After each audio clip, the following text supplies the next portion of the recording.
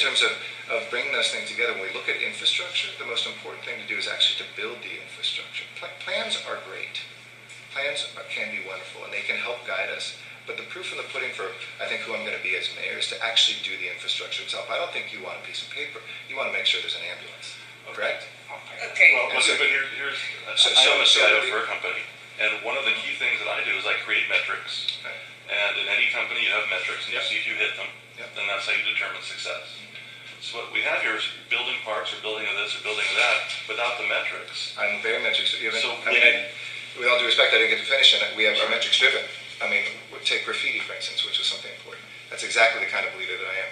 I looked at, I said, graffiti is everywhere in this district. I don't want to just say, hey, we have a new program, pat myself on the back, that's the typical political thing, aren't I a great leader? I said, we're going to go out there, and we're taking an entire day off, and 22 people who work for my staff got very car sick, counting every single graffiti tag on every block of every street of every neighborhood in my district. 1 year, 2005, when baseline is 20,754 tags. I set the metric of reducing that by 50%.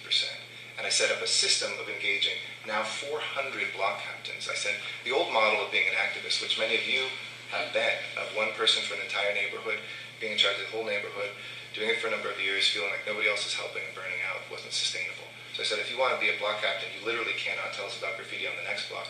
I need you to find somebody else. So 400 people now call it in. And then we go out there and count it every single year. We make that public. We invite the press to come to it. We've reduced graffiti by 86% over the last number of years. Chief Bratton, who I just saw in New York, said to me, he said, I could literally tell when I drove across the street from your district into one of your neighbors' districts. So I am a metrics-driven person. And I hear what you're saying. I mean, to get to the core of what you asked, with that specific lawsuit and with whether or not we'll have that, I would love, as mayor, to bring the resources into the planning department to finally make sure that we do that. We are flying blind, and I agree with you. Why haven't we done it? It's been tough budget times, and I've been focused on my district. I have been president of the city council, but I kind of said it's a little bit of a misnomer. It's more like group therapist than council president. There aren't a lot of formal powers given besides the negotiation of labor stuff, which I hope we get into today because I did exercise leadership there. But there hasn't been a time which I have not, with the planning department, with my friend Ed Ray, said, look, whatever resources we can get into the planning department when there's cuts, we've tried to hold the line as much as possible. Would you stand up on Monday in council and say, we need to be doing this infrastructure report and we need to look back in time so we can establish trend lines? Let me do better than that. I will with Tom LaBonge, who's kind of the infrastructure-focused guru on the council. He said for a long time he wants to have an infrastructure day in the city council. We're focused on nothing but that. To be able to introduce a motion to ask not only when we do an infrastructure day together, I put that motion in with him to get a report and to try to get an update. Some of it will have to be in closed session because of the lawsuit to see what we can do.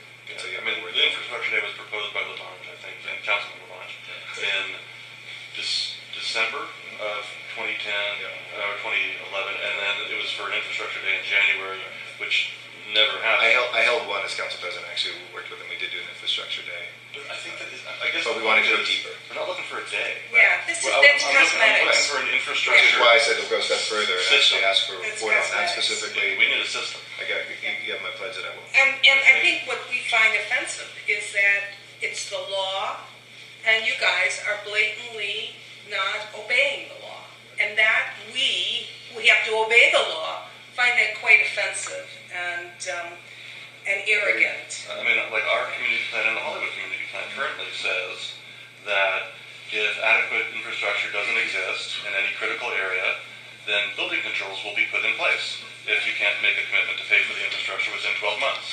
It's exceptionally clear. The projects keep getting approved. So, and with a statement of consistency with the community plan. So if no one's enforcing the community plan except us and the courts, and that's in every district, your district, our district, how do we have confidence in government when we have to sue the government to make it do the right thing? Well, I think there's at a certain level, I'm not an abstract city leader. I'm a person who lives in a neighborhood and works in a neighborhood. I talk to folks, I've had great conversations. A lot of people were for and want with no changes to the Hollywood community plan to move forward, and others who want it, buried in a drawer. I say, I work in Hollywood. Like, I have a very selfish concern about the traffic in Hollywood because it takes me away from time with my family. It takes me away from the things that I'd like to do outside this job, which is 95% of what I do, but that last 5% I'd like to have a life and to actually do that. So when I look at something, I do it from a very selfish perspective, which is what is the impact going to be? Sometimes it's like there's the governed and the governing. We're actually all Angelinos here. And so when I look at that, I mean, it's very important. Projects that have been approved, for instance, in Hollywood, have been in the context of us reducing the population. The population's gone down, which is one of the reasons when I looked at the community plan and they had projections from SCAG that haven't come to bear. They have to revise those before I'm going to vote for this. And we're going to make sure that those numbers are correct. But projects by themselves don't always, depending on what's happening, people crammed into an old infrastructure. Projects themselves were part of that infrastructure.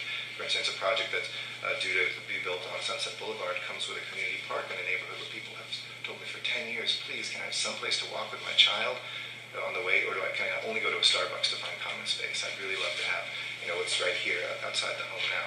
So I hear you, but just so you know, my philosophy has been also is I've looked very carefully at that. And for me, projects moving forward by themselves are not necessarily always evil. They bring with them sometimes, in the context even of a reducing population, a better quality of life.